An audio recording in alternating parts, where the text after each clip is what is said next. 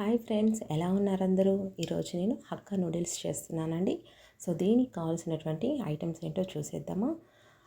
నూడిల్స్ని break చేసుకొని ఇలా పక్కన పెట్టుకున్నానండి. అలాగే క్యారెట్, క్యాబేజ్, బీన్స్ అండ్ క్యాప్సికమ్ని స్మాల్ పీసెస్గా కట్ చేసుకున్నాను. అండ్ ఆనియన్, గ్రీన్ చిల్లీని కూడా కట్ చేసుకున్నానండి. అలాగే జింజర్ గార్లిక్ని కూడా స్మాల్ పీసెస్గా కట్ చేసుకున్నాను. ఇక్కడ వాటర్లో సాల్ట్ వేసి బాయిల్ చేస్తున్నానండి నూడిల్స్ని ఉడికించడానికి. అలాగే ఇంకొక కడాయిలో ఆయిల్ వేసి హీట్ చేస్తున్నాను.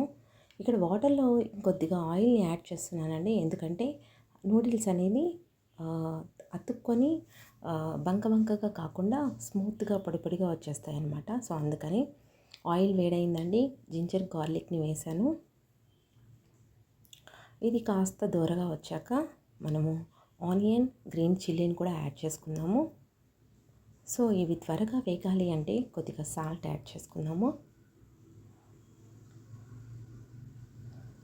అలాగే మనకి ఇక్కడ వాటర్ కూడా వేడైపోయాయండి. నేను నూడిల్స్ని వేసాను. 5 to 10 minutes మనకి నూడిల్స్ ఉడికిపోతాయండి. ప్యారలల్గా నేను చేసేస్తున్నానండి. మీకు చూసారా, నూడిల్స్ కూడా ఉడికిపోయాయి అండ్ ఆనియన్స్ కూడా బ్రౌన్ కలర్కి వచ్చేసాయి. సో నేను క్యారెట్, బీన్స్ని యాడ్ చేసుకున్నాను, ఎందుకంటే ఇవి కాస్త టైం పడుతుందండి ఉడకడానికి. సాల్ట్ కూడా యాడ్ చేశానండి కొద్దిగా. మూత పెట్టి కాసేపు ఉడికించేసుకుందాము. చూసారా, నూడిల్స్ కూడా ఆల్మోస్ట్ ఉడికిపోయాయి. సో ఇంకో 2 minutes ఉంచుదాము. ఇక్కడ నేను క్యాప్సికమ్ అండ్ క్యాబేజీని కూడా యాడ్ చేశానండి. సో ఇవి మనకు వేగడానికి ఇంకో 2 minutes టైం పడుతుంది.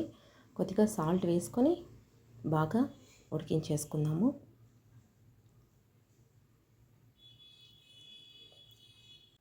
మనం వెజిటబుల్స్ అన్నీ వేసాం కాబట్టి మనం నూడిల్స్ తినేటప్పుడు చాలా టేస్టీగా ఉంటుందండి అండ్ హెల్తీ కూడా అనమాట.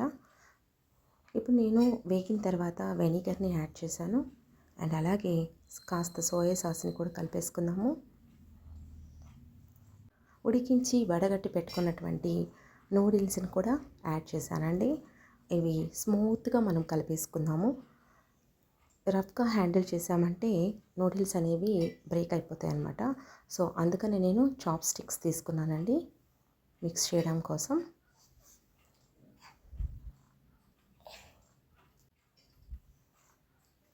ఇప్పుడు స్పైసెస్ కోసం ఫినిషింగ్ టచ్ ఇచ్చేద్దాము. కొద్దిగా పెప్పర్ పౌడర్, అలాగే షెజ్వాన్స్ చట్నీ, తగినంత సాల్ట్ వేసి మిక్స్ చేసేసుకుందామండి. అంతే, వేడి వేడి హక్కా నూడిల్స్ రెడీ.